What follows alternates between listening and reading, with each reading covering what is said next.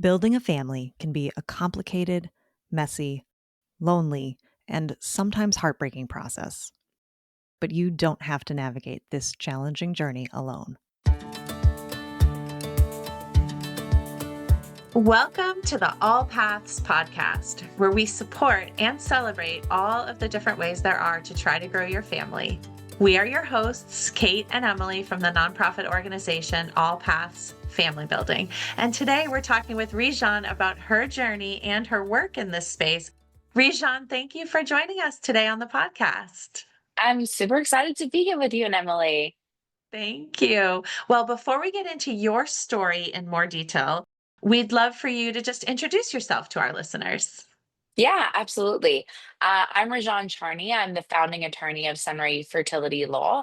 I grew up in South Africa, hence the accent, but I've been in America for 20 something years now. And we're going to go into how I became and started Sunray Fertility Law, but that's just a little bit about me. I love it. Well, yes. So I would like to start by going back in time a little bit. So you were graduating from law school, which should have been a time of celebration after all your hard work and maybe stress with the bar exam and things like that. But instead, at that time, you were dealing with something bigger. Can you talk about that? Yeah, absolutely. So I had just graduated from 3 years of the worst 3 years of my life at that time. That's what I thought. Law school is no fun. There are very few people I know who go through it and like, yeah, this is wonderful. So when I was graduating, I was like the happiest I could have been. I was like, oh my God, I made it. I survived. And then 2 days after graduating from law school, I was actually diagnosed with Hodgkin's lymphoma. So that was my graduation gift. And it definitely, it came as obviously a massive surprise. Cancer is always a massive surprise. And Hodgkin's lymphoma, it's a cancer of the lymph nodes. And it actually hits young people or old people. And it's, yeah, so I was part of the lucky young group. I'm so sorry. Yeah. Obviously it's awful at any point in time, but just to have it Sure. all kind of come to a head right when you're, finally done with school and ready to start the next chapter. Yeah, It's it awful. was. And it's like it's really interesting because my entire life was to be a lawyer. Like when I was 3 years old, when they ask kids, what do you want to be? Like for me, it was always a lawyer. Don't ask me why, I have no idea. But like that's what I wanted to do. And so, once I graduated law school, I was like, oh my God, I'm so close. I'm so close to my dream. I just got to pass the bar now.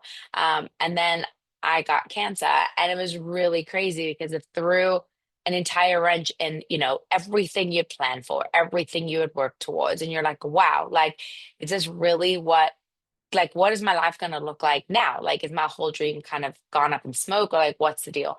So it was from an emotional perspective there, it was I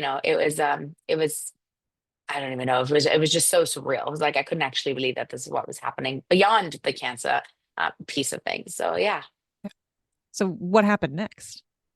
Yeah. So I landed up getting checked. Everything got confirmed. But then prior to undergoing chemo, I had met with a few oncologists. None of them had recommended to freeze my eggs or to even talk to me about fertility. I was 26 years old. I had no idea if I wanted a family of my own. I didn't want a family of my own. I had no clue, but at least give me the education for it. Right. And none of them did. One of them even said to me, well, why would you? It takes too much, like it costs too much money and it takes too much time. Like, what's the point? And I was like, well, like that's for me to decide, right? Like that's not for you to make a decision on my behalf. And that was really tough because I knew nothing. And so luckily I landed up going to MD Anderson. And MD Anderson's the best cancer hospital in the world. We were very lucky that I was living in Dallas at the time. So it was in my backyard in Houston. Um, but to me, it when you surround yourself with experts like they are at MD Anderson, right? I had a Hodgkin lymphoma oncologist, I had a Hodgkin lymphoma radiation specialist. I had a fertility doctor who specialized with cancer patients. And all of a sudden you realize how important it is to truly surround yourself with absolute experts, because then you can take a step back, you can breathe, and you can trust that they're trying to guide you in the right direction, and money isn't the like pushing factor at MD Anderson because they've already proved themselves. And they're like, if you want to come here, you can come here. We're going to give you the best solution out there. And that was just a very interesting experience to me in comparison to the two other oncologists that I had seen before. And that's kind of what I tell people going through fertility journeys and surrogacy and stuff like that. Surround yourself with the best. Surround yourself with people who understand what your jurisdiction looks like if you're doing surrogacy. Understand people, work with people who understand the complications around LGBTQ, depending on the states, right, that are in there. Like, surround yourself with people who truly understand, because then you can take a step back and enjoy the process, right, or have the process easier than struggling with the people who you think have your back. Yeah, it just does give you more confidence and a little bit more of a feeling of control and security with that.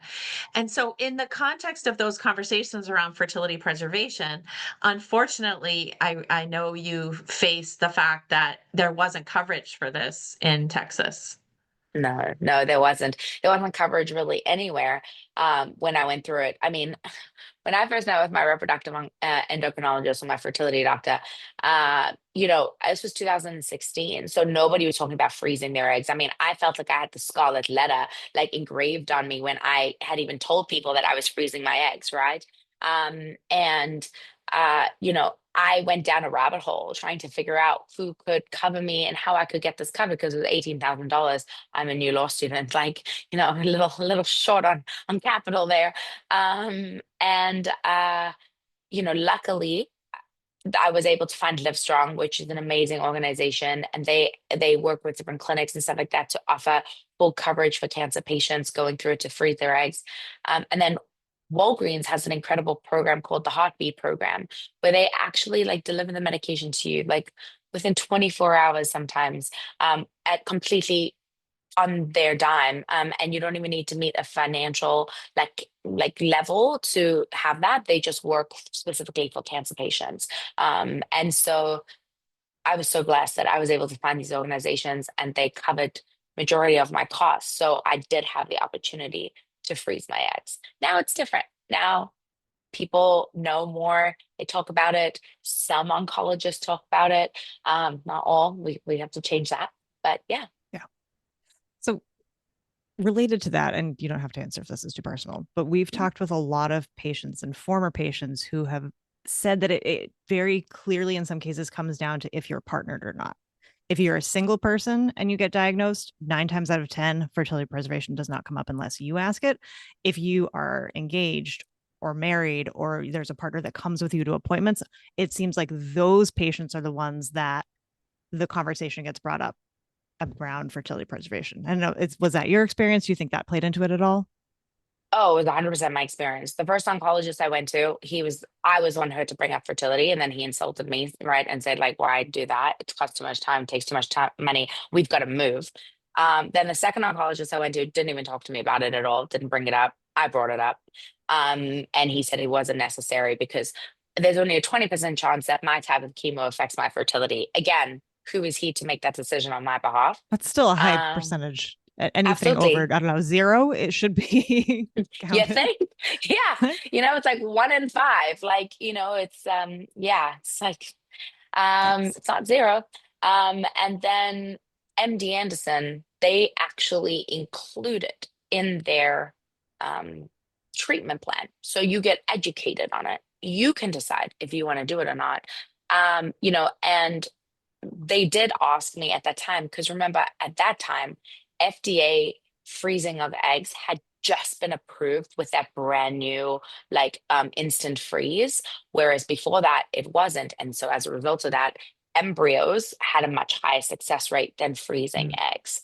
And so she did ask me, was there anybody that I would want to freeze embryos with? And I was like, no, there was no one. So yes, but that was my experience, and it was a very common experience. I had other people, I had friends who I met going through cancer treatments. None of them had spoken about fertility with their oncologist. They didn't even know to ask it, and their oncologist never brought it up. And it's like, I'm sorry, what? How is that possible? But that still Yeah. happens today. Yeah, it makes me crazy. And I am, mindful that we have, as you said, come so far since then.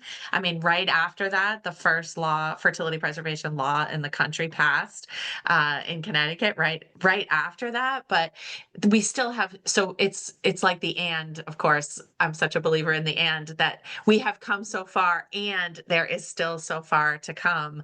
But your own personal experience really led you to be, I feel like, kind of like, in your own opinion, like an unexpected advocate. But it isn't that unexpected, because you do have that fire in you to change things. So this kind of led you down an advocacy path, didn't it? Oh yeah, definitely have a fire. So once I find something to be inequitable, then I'm like, I have to fix it. So my insurance company covered, my insurance company refused to cover my fertility. They denied me. They told me it was not medically necessary. Why? Why it was not medically necessary? They wouldn't tell me. Because maybe my chemo was not a guaranteed aspect of infertility. But what they don't understand, and what most people don't understand, I didn't understand it until I was explained by my doctor at MD Anderson, is that my chemo that I had may have only had a 20% chance of infertility. But if I relapsed, I wouldn't have time to freeze my eggs in between, because the chemo is still very much in your system for about 2 years after.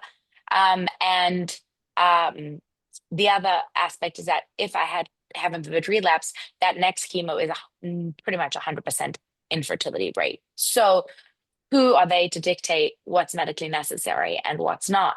And I decided that that was not okay. And so I landed up working with the Alliance for Fertility Preservation to get the law changed in Texas to require insurance companies to cover fertility preservation for cancer patients. And we landed up finally getting that House bill passed. So yeah, it was one of the greatest days of my life when we were able to get that passed. That's Yeah, amazing. yeah, yeah. So, in addition to your advocacy work, it sounds like your own journey really impacted your professional path. I mean, you knew from, a little 3-year-old that you wanted to be a lawyer, but was reproductive law on your radar at all at any point in time, No. or did it only come up after your own experience? No, no, no. So reproductive law was not on my agenda in any way, shape, or form. It was like barely taught in school. But what's really interesting, Emily, is that there had been instances where it actually landed in my lap and I chose to ignore it. And there is a part of me that sometimes wonders if I got cancer, which is a really strange thing, to finally get me on the path that I was destined to be on. And I had ignored all these other very clear signs now that I look back on it. But like, I applied for like the journal at law school, and the article that I had to write on was one of the most famous cases in the space. And it was obviously a fertility case. And I remember being like, my mind was blown. I loved it. I was like, this is amazing. I could write about this all day. And I was like, I wish that they really taught something like this at school. And then I kind of just like, you know, forgot about it. And then I feel like the next year I was looking for jobs, and I was like, cool areas of law or something like that. And the first law firm to pop up was a law firm in San Diego that did reproductive law. And I was like, oh, it would be really cool. But it's a bit far from my law school. I don't feel like driving that far. And so like there were so many little instances that kind of came about. But no, I had always thought I was going to be in court. I was going to be a litigator, doing my thing in court. I did like moot court in law school. Or advocacy is like my favorite thing in the whole wide world. I was on national competitions, won national competitions, like that was my thing. So to think that I became a contract attorney instead of being a litigator is like still mind blowing to me. So yeah, but I love it. I love it more than anything. I love that too. And I mean, obviously, I think you'd be fierce in the courtroom for sure. But I do, and I'm not a lawyer, and I am very biased, clearly, in the work that I do. But I just feel like this family formation law is just such a interesting and lovely part of the legal system, in that just looking at family law, unfortunately a lot of family law is families changing in a bad way, that are sort of, there's more about the breaking apart. Then in our field, it's about people that are desperately wanting to build their family and grow their family, and they just have to take a non-traditional path, so to speak, to do that. So I can see how, obviously, and especially with your own fertility preservation journey, that this part of the law appealed to you. And Yeah. I feel that obviously the family formation law is so critical always. But I think, unfortunately, in the current political context where I feel, again, so-called non-traditional families, in my opinion, there's no such thing as a traditional family. Families are beautifully, richly diverse in every way. But I feel like LGBTQ people, and to some degree, even people who choose to parent as a solo parent, I feel like these are communities that are under attack right now politically. And so I feel like the legal expertise and support that you provide is so, so critical. So I would love if you would talk a little bit about all the different aspects of the law that you and your firm work on, and then if you could highlight, some of them specifically, I think that would be really helpful to our listeners. Yeah, 100%. So I agree with you. I think we're so lucky that we get to be a part of such a intimate journey, right? As people are going through what they're doing, and the amount of like trust and reliance that they have on us, right, to really guide them correctly is it's a it's to me it's like so intimate and it's so incredible. And then the joy on the other side is like the best thing in the entire world when I get those baby photos. And so it's yeah, I'm beyond lucky and fortunate. In regards to the practice and what we do at Sunray Fertility, we focus on the building of a family. So what does that look like? So we specialize in agreements between intended parents, egg donors, surrogates, and drafting those agreements between the two parties, right? To ensure that if you're going through some sort of assisted reproduction, procedure, right, you're going to need to have a contract in place to establish legal parentage rights, financial responsibilities, who's paying for medical fees, who's paying for medical costs of the donor, of the surrogate, right? What happens if something happens to the child? Who gets to make those decisions, right? Abortion and termination, is that something that you want? When, if so, in what kind of area, or and how far do you want that to go, right? And it's really understanding these nuances in regards to making sure that the client is protected, but also, right, when emotions get high, which we see, to have a black and white agreement that really has outlined very clearly A to Z, right, of what needs to occur. It allows the bodies to put their emotions aside. It allows the attorneys to look at the black and white and to solve whatever issue is at bay.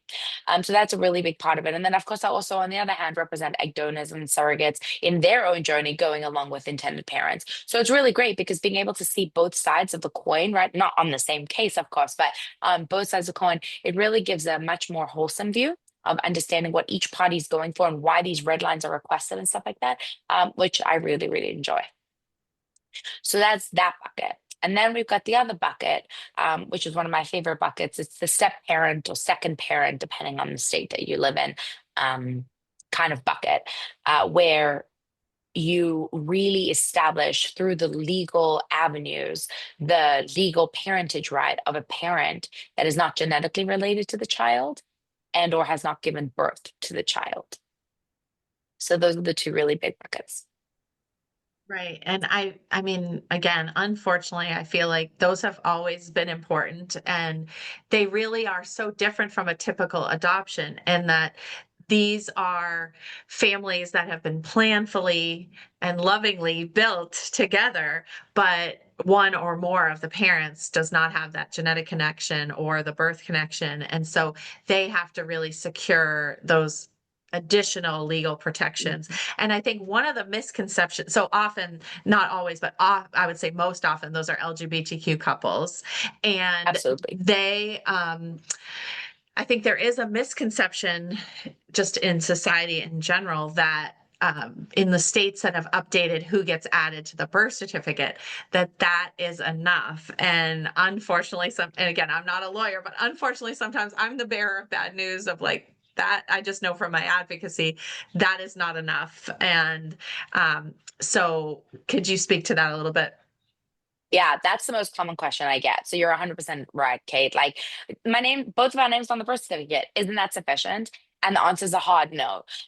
So, in states like California, for example, right? Like there are certain, like, it's a birth certificate, but then they have something, it's like a parentage order kind of that they say holds the equivalent, weight as a judgment. That's true in California. That is not true if you leave the state of California either, right? So you've got the birth certificates in some states offer these extra protections like that.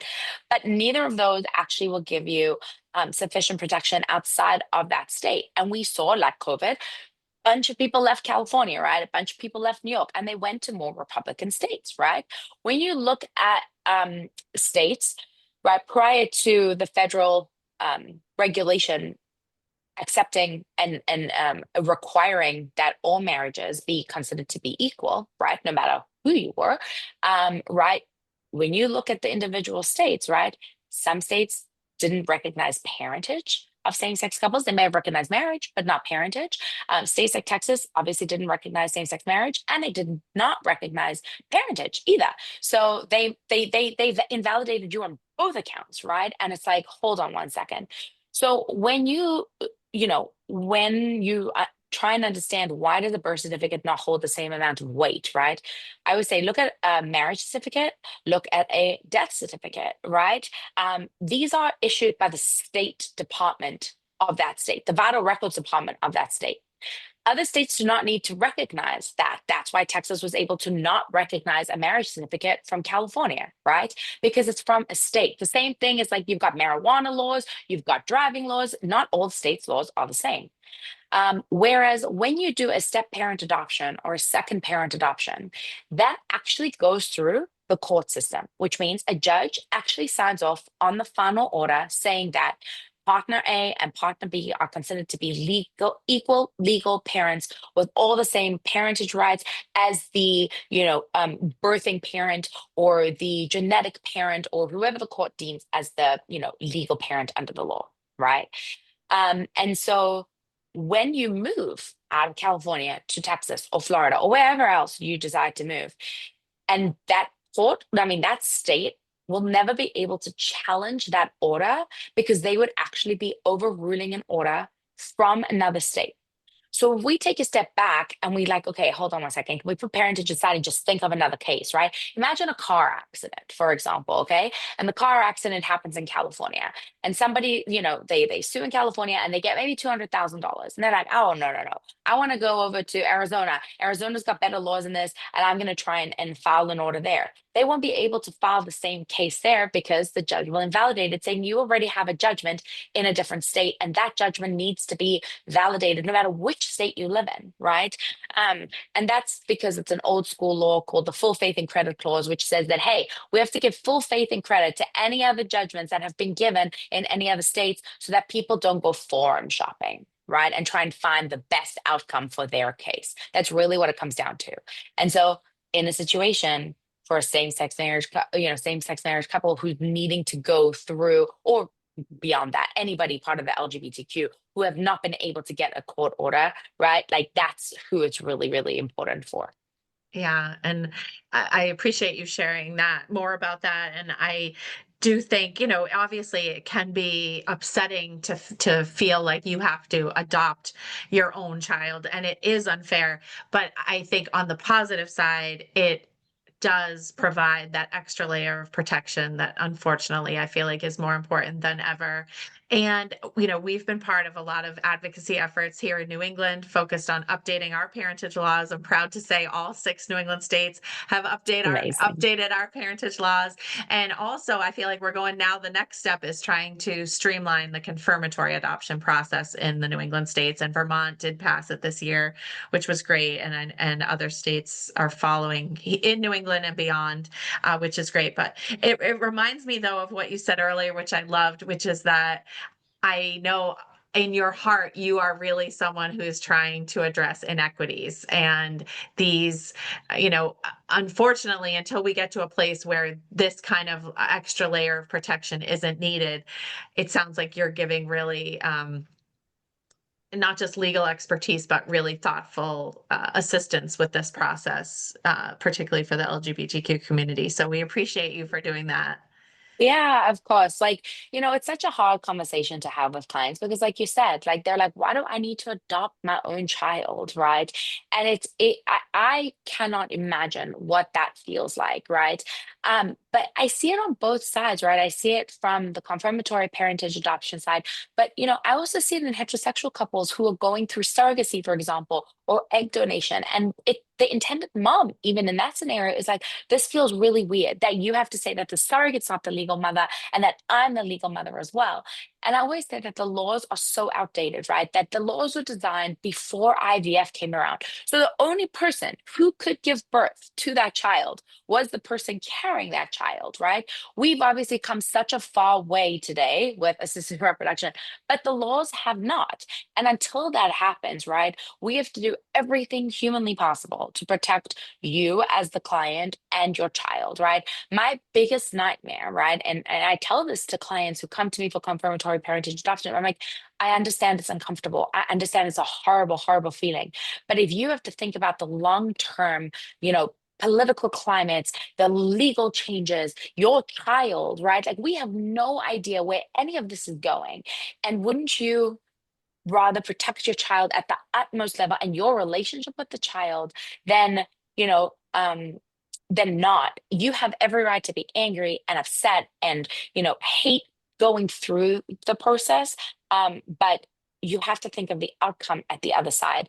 And something we do at Sunray, because we know that it's a very emotional journey, we try and make it like as easy and as streamlined as possible. We just want you to just check the documents, just check that your names are spelled correctly, that your birth date of the child is done, like all of that stuff, and we'll do it on the other side.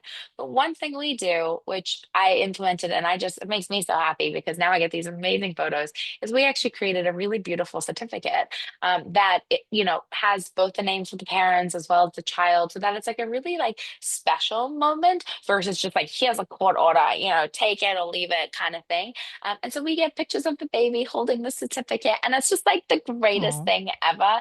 And the clients just love it. And we really, that's what we try and do here. It's just, how can we make this process more enjoyable, understanding that it's from a mental aspect, it's really, draining. Yeah. that's a really lovely way to recognize what, I mean, could just be a very clerical, like, okay, we've checked that box, but to acknowledge that no, this does have weight and this does have meaning and could potentially have a really large impact on your Yeah, child's life someday. Yeah. yeah, And I yeah. I have heard anecdotally along those lines of like families that, definitely were at various levels of reluctance to do this, including like flat out pissed off. But in the end, they kind of make it fun. The actual court experience, that if they have one at the end, they try to have fun, like go out to lunch afterwards, take pictures, like own it. If they have to do it anyway, you might as well try to make it a little bit fun. So you're helping with that too. So Totally.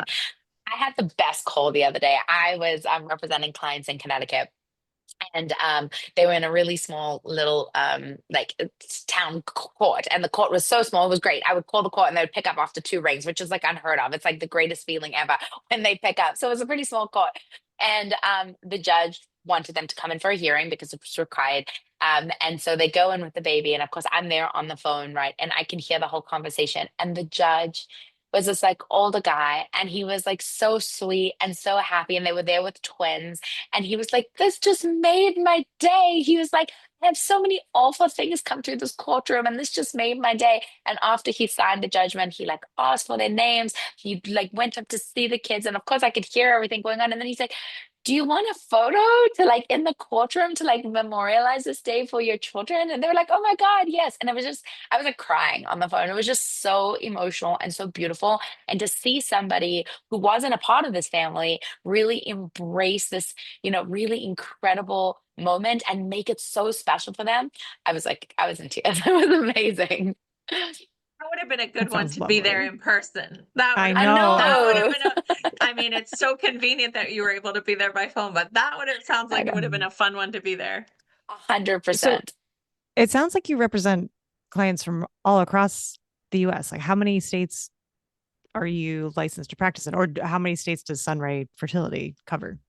Yeah, so we can work nationwide. We're licensed in 8 states personally. So as a law firm, those are the eight Mhm. states that we can practice in. And then outside of that, we have incredible connections with co-counsels, right, who can assist in states that we are not licensed in. So we really say that we can help nationwide. We know, and in states that we're unable to help because we're not licensed in, we have an incredible network to be able to assist with, and yeah, we all work together.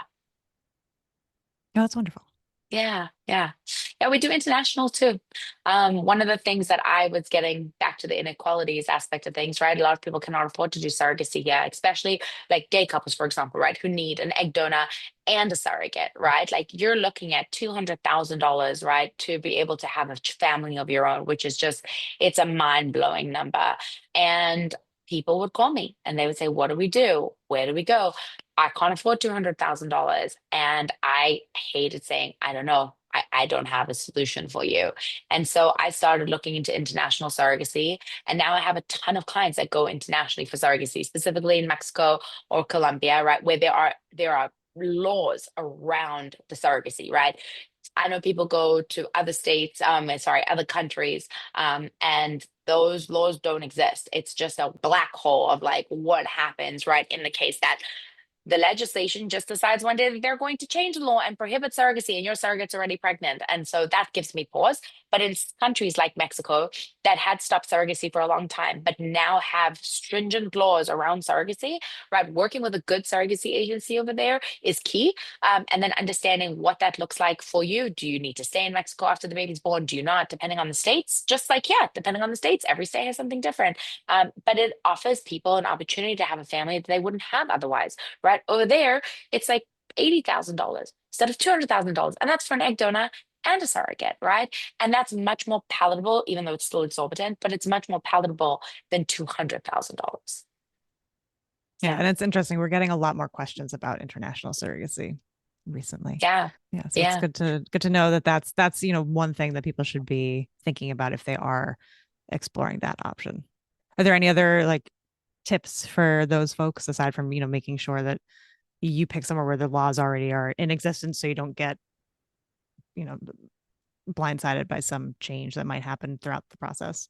Yeah, make sure that you have somebody who speaks English and has because a lot of the attorneys there may or may not speak English, right? I've had clients that have gone on both sides, and it makes them uncomfortable, right, to do that. And so I'm like, number one, understand. Does your attorney over there speak English? If not, you can hire somebody like me or somebody who understands international surrogacy that is there as your advocate and can have your back, right? I have a Spanish translator on my team and all of that sort of stuff. And so I'll look at the agency agreements that they choose to work with. I'll look at the surrogacy agreements, right, to make sure that like, oh, if we ever had to do something here in your state, does that surrogacy agreement meet all the requirements of your California surrogacy statute or your Texas surrogacy statute or wherever else it is, right? That's number two. Number three, understand that what the passport and establishing U.S. citizenship looks like, right? Like I have people who are two green card holders and try to do surrogacy over there. You can't do that. You will not be able to establish U.S. citizenship over here. That's been like that for a very, very long time, right? So one person has to be a U.S. citizen. And so there's all these little nuances. So understanding what those nuances are is really important. And then the last big piece of information is understanding, is your surrogate's name going to be on the birth certificate, like it is in some states in Mexico, or is it not? If your surrogate's name is going to be on your birth certificate, you're needing to come to America. We're going to have to do a confirmatory adoption for you. And we're going to be able to get you it's like a delayed birth certificate, but with your name on it and remove the surrogate's name. But we need to know what that looks like because we got to get the surrogate to notarize all these documents and do all of these things. And you want to do that before she gives birth so that, you have all the necessary documents in place, but you don't come back here and it's like 6 months later and you're like, oh, hey, oh, agency, can you go find that surrogate for me? We need her to sign and notarize all these documents. There's a few things at play. So I say, if you're going to do international surrogacy, speak to somebody who understands what that looks like and understands what those repercussions are to you so you can work through them really early so that people are not scrambling at 36 weeks to figure it out. It is a lot. It's a It, lot. It's a yeah, lot. definitely Yeah. goes back to what you were saying earlier with the, just around your own your own journey. You surround yourself with experts, and in a lot of cases, you might not even know what questions or what options are out there. So like find the experts who can walk you through them and do the educational piece and say, this is all the things that you need to think about before we get started, even if you haven't even heard of like half of them. Yep, 100%. That's exactly it. Correct. Yeah. Don't try and do it yourself because you will mess up. There's way too many nuances around there, and you don't want to mess up when you're in Mexico, or if you're in America and you thought you could do a state like Louisiana. Can't do surrogacy in Louisiana. And it's like understanding what that looks like, right? And understanding, oh, well, we shouldn't be able to do that, right? Or I got 2 phone calls last week, two from 2 different people. They want to go down an independent route, an independent surrogacy journey. Totally fine. Love independent surrogacy journeys. However, they wanted to use the surrogate and the surrogate's eggs. So we'd call that traditional surrogacy, right? Instead of gestational surrogacy. That's fine, depending on the state that you live in. One was in Oklahoma and one was in Texas, because we're licensed in Texas, so we do a lot of work there. And when you look at the laws in Texas and in Oklahoma, if you do that, the surrogacy statutes in those 2 states are great for surrogacy. It's gestational surrogacy, but traditional surrogacy, it does not recognize, which means that it's treated now the exact same way as an adoption. And you have to now treat it like an adoption and understand that that surrogate can change her mind at any time. The key difference is that one of the intended parent's sperm has been used, right? This isn't like, you're adopting a child that you have no genetic connection to. So if that surrogate decides to keep the child for traditional surrogacy and we can't implement the surrogacy statute, are you okay now co-parenting with the surrogate, right? Because that's now your genetic relationship and yours. And so these are all these like crazy nuances that you have to think about. And they're like, wow, we didn't realize this. I'm like, you wouldn't. I wouldn't expect you to realize this, right? Like, if I'm not an accountant, I go to my accountant and I hope that he finds all the things I need him to find because I don't understand numbers, so it's all the same thing. In that case, you are the expert that's helping guide this whole process. 100%. Yeah, in a really important role. Yeah. So looking back on kind of your own personal experience with fertility preservation and your professional expertise with, helping so many families throughout this whole journey, what is one thing that you would say to somebody who is just starting out? I would say to give yourself grace, right? There's so much pressure when you're starting the journey of growing your family, whether that's through surrogacy, IVF, natural conception, right? Or any other way. And people often expect it to look one way, right? Or to follow a certain timeline. And when it doesn't, right, they feel like they've failed. And that's got to be the worst feeling in the entire world because it's not the truth, right? The truth is actually that every family story is unique, right? My advice is to start with education. I am the biggest proponent of education.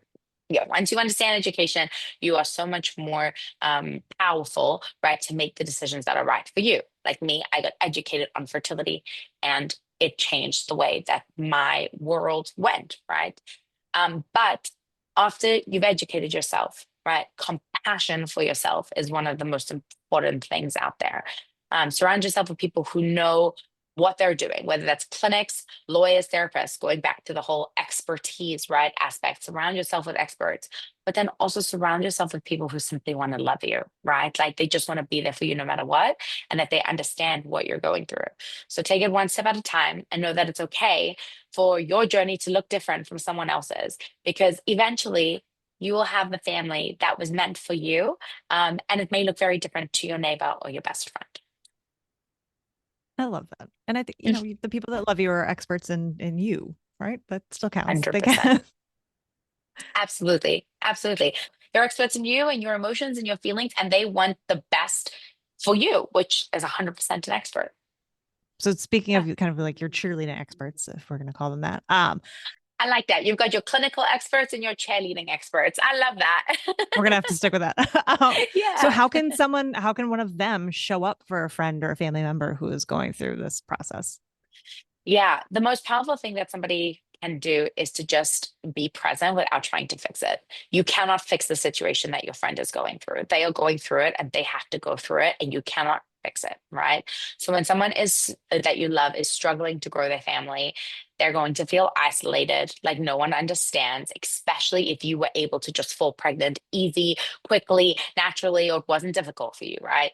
So what helps the most is a friend who listens without judgment, who doesn't rush in with solutions trying to fix a problem, and who respects the boundaries of what that person really wants to share, right? Don't push. People will come to you with what they are comfortable with. And that's their way of, in my opinion, surviving the tough times, right? Of what they need to do.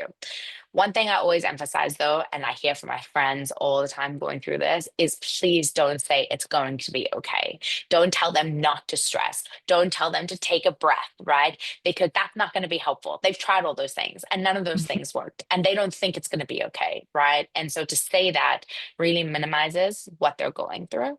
And so don't say it. Sometimes the most meaningful support is as simple as just sending a text message, just saying, I'm thinking of you, or just sitting there giving them a hug, maybe taking them out to lunch and not speaking about things. When I was going through cancer, I had friends who tried to say it's going to be okay. You got the best form of cancer you could have. I was like, doesn't matter. I still have to go through chemo and radiation. And if one more person tells me that I got lucky with the cancer that I have, I'm going to lose my mind, right? But the best times that I'll never forget, I got a phone call from one of my best friends, and she was dating at the time. Now she's married, but she was dating at the time, and she was telling me all of, because I was, and she was telling me all these ridiculous dating stories. And then at one point in the middle of a conversation, she goes, oh my God, I'm so sorry. I'm going to stop telling you these things. I'm sure like you don't want to hear this. I'm sure that like, you're like, oh, this is so stupid in comparison to like what you're dealing with. And I literally turned around and I said, oh, you keep going. And I expect you to have even more dating stories for me. I was like, this makes me happy. This makes me excited. Like, I want to hear all the things because I'm not doing that. Right. And so every week she would call me with a new dating story. And it was like the greatest conversation. I would look forward, to those phone calls. So it's really just understanding what that person wants and needs. And then that way people feel just less alone, and that they have a safe place or a safe person that they can go to who's not going to tell them it's going to be okay. That's So perfect. so awesome. Yeah, I mean, just so awesome.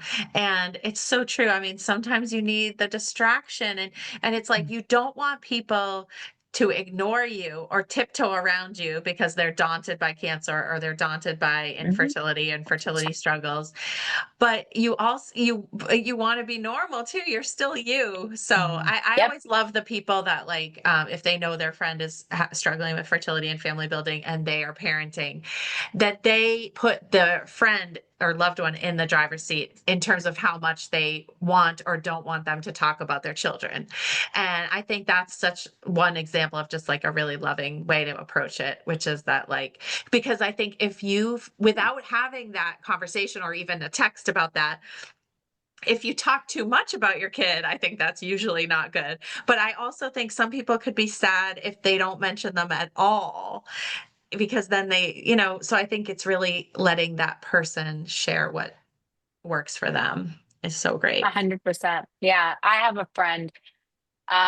She has had it really, really rough, like multiple miscarriages, multiple failed embryo transfers, multiple failed donations, like over and over and over again. And uh I always admire her so much because she goes to the baby showers and she goes to the kids' birthday parties of her friends, and she talks to my sister. My sister has a child, about how my nephew is doing. And I can only imagine how difficult it is for her to do that. But at the same time, it makes her happy to see other people happy, right? And gives her hope. And now she is pregnant twice. She got a surrogate, her surrogate got pregnant, and 3 months later, she got pregnant too. Oh Wow. And my gosh. yep, they are now past the point of like the danger zone. And Mhm. she is now going to have twiblings. And I cannot tell you how often I see that in my practice. Last year, I counted, I had 6 separate couples with the same thing. One of my What? couples, yeah, That's one of my crazy. couples, they fell pregnant at the same time almost because they were in hospital together. But the crazy part is they were at separate hospitals because of their insurance. And her husband was running back and forth Oh between the gosh. surrogate And his Oh my wife. God. We need them on the podcast. I cannot imagine the like stress level of that day. I That's know. absolute Yeah. insanity. Please ask that Yes. couple if they will be on the podcast with us. We need to hear about this. Oh I my know goodness. it was crazy, but 6 separate couples. And, all these couples were not able to fall pregnant. They were not able to they had multiple miscarriages. Obviously, that's why they came down the surrogacy route. And it really gives me thought, right? Like, what is it, right? Because of course, we have a lot of couples that still have to go through surrogacy and they don't get this, this blessing of being double pregnant. But, like, what is it? Is it finally that your body, your cortisol just has actually turn off to where it's like, oh, I'm done. We've got it. Sarah gets pregnant. We're good. Like, is it that? Or like, we have no idea. We don't know what the Yeah. science is, but it's, That would be an yeah, interesting study. yeah, yeah. But tons of Yeah. twibblings out there. Twibblings. I've never heard That that is word fascinating. before. Yeah. I Well, love it. Well, thank you so much for being on our podcast and talking to us today. It was so lovely. As you can tell, we don't want to stop talking to you, but we do have to go. We do have to go. But this is the beginning. We're so happy to be connected to you and to be partners in this space. So thank you so much. Oh yeah, this has been such fun. This has been such a fun podcast. Thank you for the laughs and the great questions and the awesome conversation. And I absolutely love what you're doing. And I'm so happy to support you and all of your members in whichever way that I can. No, I always say, no question is stupid. No question I is agree with small. that. No question is anything. Ask the question. Then and please don't use Google. ChatGPT is better now, Yeah. but don't use Google I for know. it. No, that's the No, find the expert. ChatGPT is not Get your an expert. You're right. Yes. ChatGPT is not the expert. It's a good Yeah. space to start with some sort of education, but then clear it through It's your like, expert. what questions 100%. should I be asking the expert? Yeah. Yes. Great things for that. Yes. Exactly. All right. I love it. We hope you'll join us next time for more family building stories and resources. Be sure to subscribe wherever you listen to podcasts to make sure you never miss an episode. And follow us on social media at allpathsfb or visit our website, allpathsfb.org, for more information about our work. All Paths Family Building is so grateful to the members of our circle of support who are vital to our ability to provide emotional support, education, and advocacy that is open to anyone struggling to grow their families. Today, we want to recognize and thank the Center for Advanced Reproductive Services, a FIRST fertility center. Thank you for joining us for this episode. Please help spread the word so that anyone who is struggling to grow their family can join the conversation. It's an honor to walk with you on your family building journey.